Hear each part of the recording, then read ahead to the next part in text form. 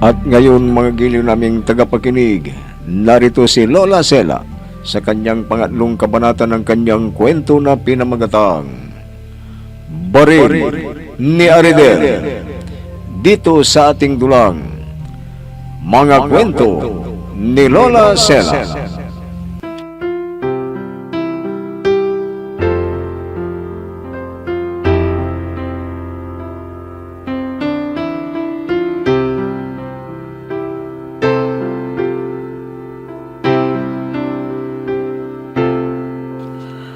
Habang pinagmamasdan ni Eduardo ang baril, ay dumating ang ibang tauhan dahil nahuli pala si Ruel at iniharap nila kay Eduardo at nagsubukan niyang gamitin ang baril para pasabugin ang ulo ay nabangha sila dahil nabiyak ang pader pero hindi man lang nasugatan ang ulo ni Ruel.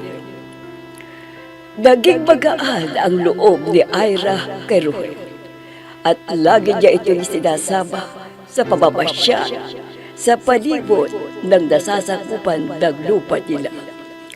Samantala, alala naman si Pasita sa anak dahil hindi siya inabutan ng mga gwardya para palitan sana ang malaki at bagong motorsiklo ang sinakyan niya.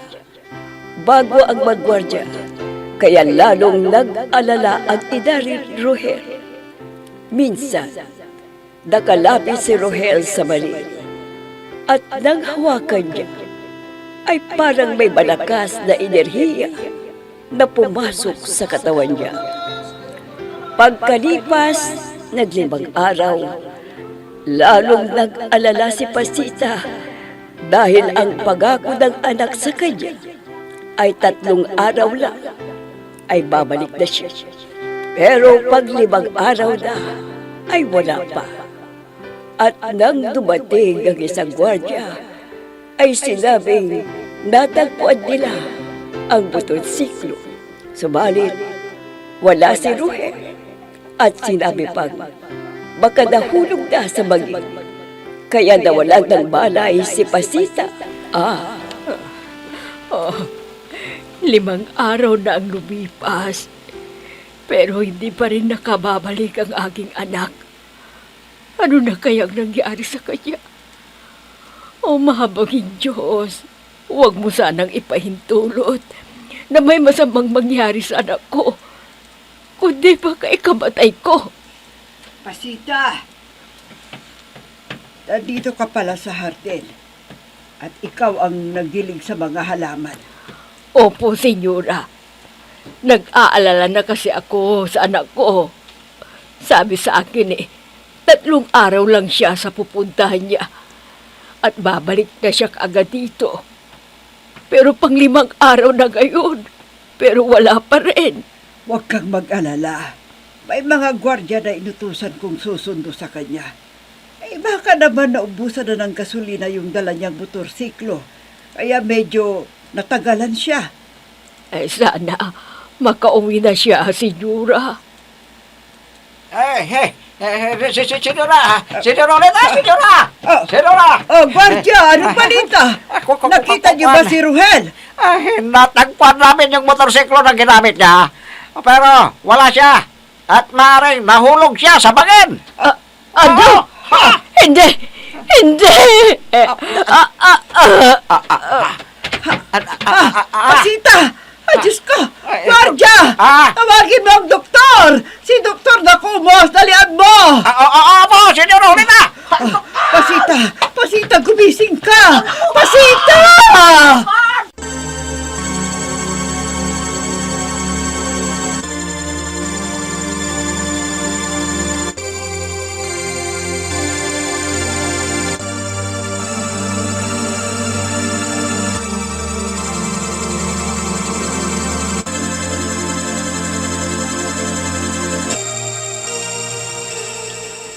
Ganun pala yun. Kailangang masubukan ang aming itong nabasa ko sa librong ito. Eduardo! Eduardo! Papa, bakit po? Ano pong may paglilingkod ko sa'yo?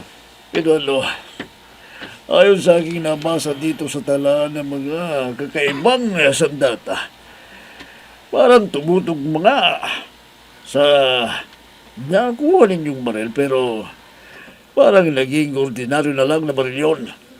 Walang kapangyarihan. Opo, Papa.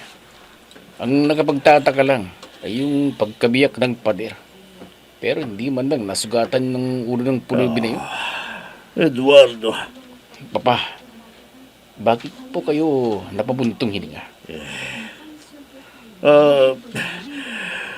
iho, hindi kaya ang pulubing yun ang nagtataglay ng kapangyarihan? Oh, Papa, Oo, Eduardo. Kaya gusto kong masubukan ang pulubi na yun para malaman ko kung totoo ang hinala kong ito. anong gagawin natin sa pulubi na yun, Papa? Subukan mong sugatan siya gamit ang baril na yun. Sige, Papa. Susubukan ko. Masusunod ang utos mo. Pero bago mo gawin yung sinabi ko sa iyo, kailangan masaksihan ko. Opo, Papa. Sige. Panoorin ninyo ako sa gagawin ko sa lalaking pulubi na yun. Nasaan bang pulubi? Bakit hindi ko nakita ng paglabas ko sa aking silid? Isinama ni Ira na naglibot sa nasasakupan ng lupain natin, Papa. Ano ba? Ipasundo na siya. Baka mag-isip ng masama sa kapatid mong dalaga.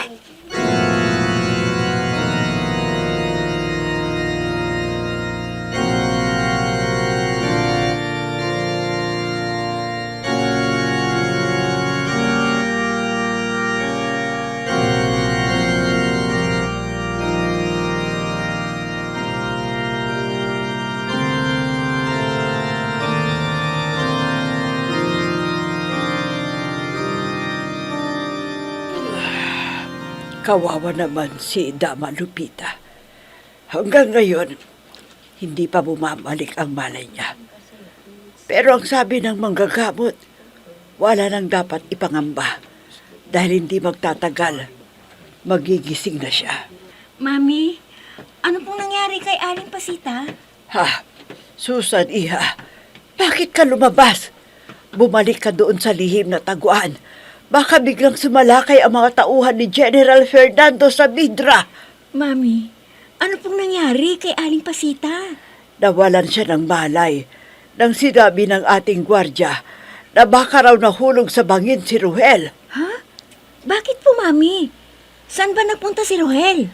Umalis. Nagpaalam na pupunta sa lungsod para makita raw niya dahil hindi pa siya nakakapunta doon. Pero maliit lang na motorsiklo ang dala. Kaya sabi ni Tukbol, baka raw hindi makarating doon dahil maliit nga ang ginamit at baka naubusan ng gasolina. Kaya pinasundan ko siya kaagad at papalitan sana ng malaki, bago at malakas na motorsiklo. Pero hindi na nila nakita at hinihinala nilang baka nahuli ng mga tauhan ni General Fernando sa Vidra. Pero sinabi ko na imposibleng mangyari yon, kaya kumalma siya. Pero nang sabihin sa kanya ng isang gwardya natin na inutusan kong maghahanap sa kanya na baka raw nahulog sa bangin, kaya hayan, nawalan siya ng malay. Oo, kawawa naman pala siya, Mami. Oo, iha. Pero sabi naman ni Dr. Dacumos, hindi magtatagal magigising na siya. O sige na, iha. Bumalik ka na kaagad doon sa lihim na taguan. Sige na. Opo, Mami. Sige po, babalik na po ako doon.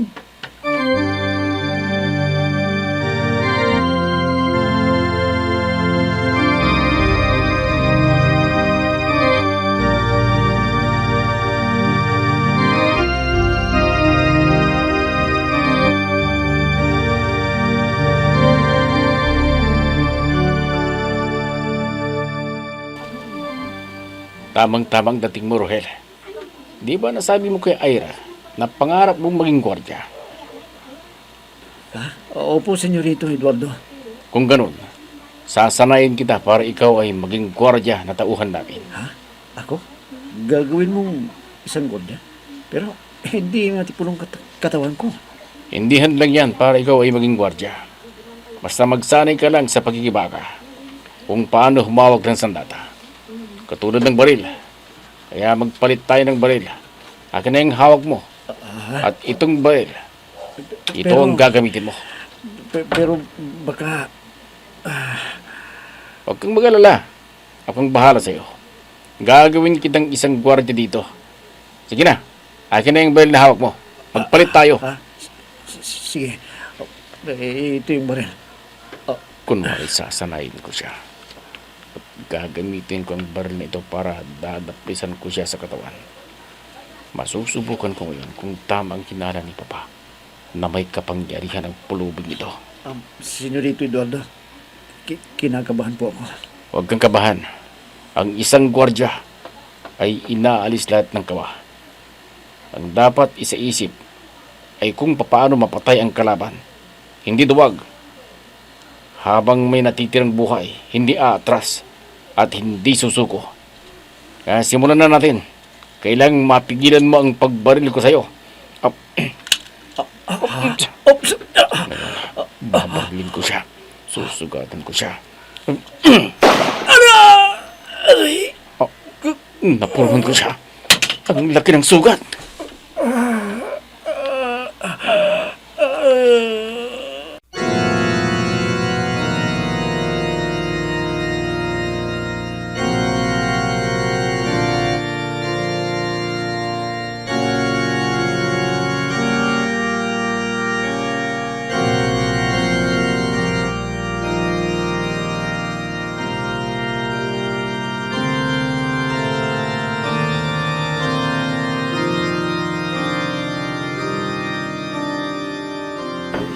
Tukmol, ano sa palagay mo? Nasaan kaya si Rohel? Hindi ko rin alam, senyora. Pinapunta ko na po lahat ang posibleng kinaroroonan niya. Pero wala. Kaya baka naman totoo ang hinala nating nahuli siya ng mga tauhan ni General Saavedra. Ang mga walang hiya. Pati yung baril na alaala ko sa yumao kong asawa. Tinangay. Kailangan maibalik yun sa akin. Mahihirapan tayong mabawi pa yun sa kanila, senyora. Kailangan mabawi natin ang baril na yun, Tukmol. Napakahalaga sa akin ang baril na yun. Nang mawala ang aking asawa, yun ang itinuring kong kapalit niya. Tukmol, ano yun? Senyora, si Aling Pasita yun. May masamang nangyari yata sa kanya. Ano? Tingnan natin kaagad. Tawagin si Dr. Dacubos. Bilisan mo! Opo, senyora Julita.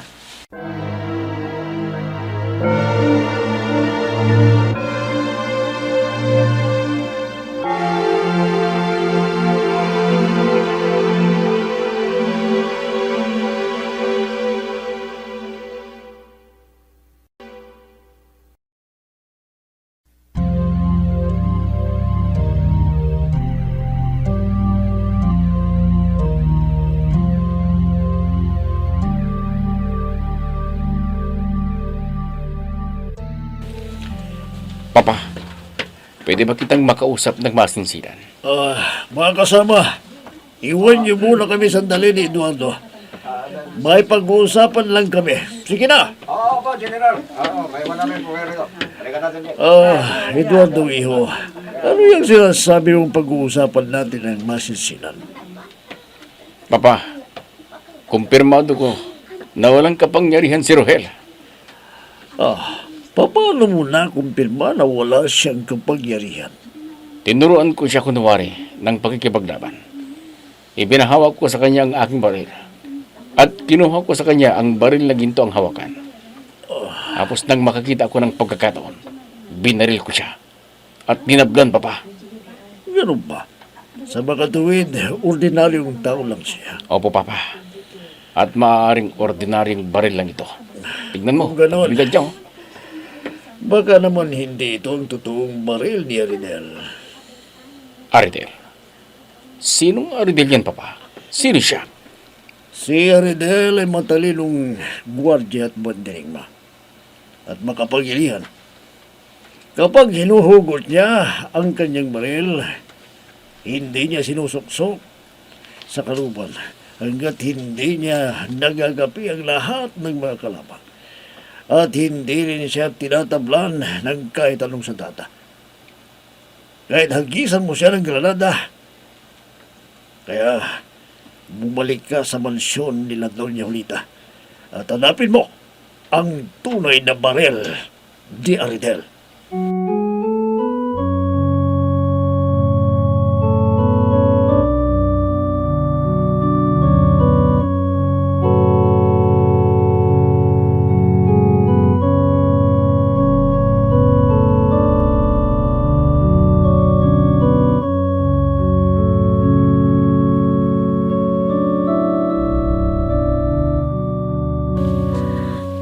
Ruhel, may sasabihin ako sa iyo at tiyak na matutuwa ka dito. Ano po yun, senyorita? Binabati kita dahil natupad na ang pangarap mong maging tunay na gwardya. Ha? Totoo, senyorita? Isa na akong gwardiya? Oo, Ruhel. At heto, ibinigay sa akin ni Papa ang uniforme mo. Ito, isuot mo na. At pwede ka nang maglingkod bilang tauhan ni Papa. Paano kaya ito? Talagang pangarap kong maging gwardiya pero gwardiya ng kalaban nila Doña Julita. Paano kaya ito? Anong gagawin ko ngayon? Ano? Oh, ano bang ginagawa mo? Isuot mo na ito. At hihilingin ko kay Papa na ikaw ang gagawin kong bodyguard ko. Sige, isuot mo na ito. Oo, senyorita. Ayan! Bagay na bagay pala sa'yo ang uniforme. Napakakisig mo, ha? Maging gwardiya. Pero gwardiya naman ang kalaban. Kailangan makaalis na ako rito. Dala ang baril na ito. Anong ingay yun? Anong ingay yun, senyorita? Mga kasama! Wala kayo! Sinasalakay tayo ng mga tauhan! Ha? Dating gobernador! Amador! Ruhel! Sumalakay daw ang mga tao ni dating gobernador Amador! Halika! Lumayo na tayo dito! Hindi, senyorita. Magkikipaglaban ako sa mga sumasalakay na yan. Ruhel!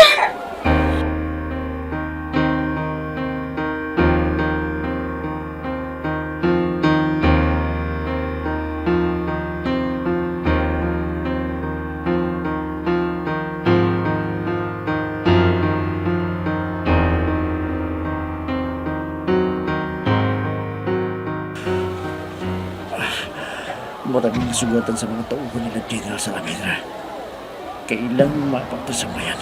Hindi, mauubos sa mga tauhan nila. Sige! Harapin niyo ako! Hindi niyo ko kaya! Kapag hindi kayo matras, mauubos kayong lahat!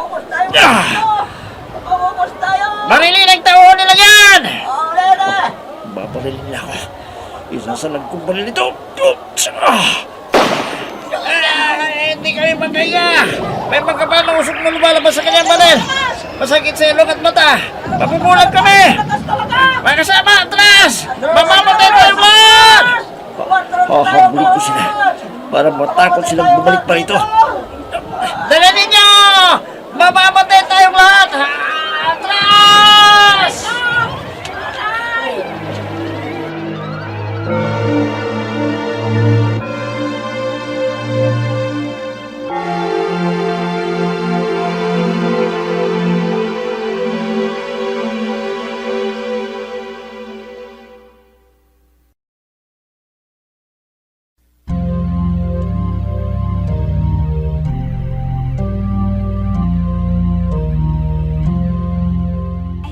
Ano kaya ang magiging kapalaran ni Ruhel sa kinaruroonan niya? Magiliw naming tagapakinig, abangan ang susunod na kabanata ng ating kwento na pinamagatang Baril ni Aridel, dito sa ating dulang Mga Kwento ni Lola Sela. mga nagbigay buhay sa ating dula. Myra Abrihal Narnola, Susan Malignem, Ami Diaz, Oscar Ora, Robert Di Guzman, Jun Cabato, Eva Alcoreza.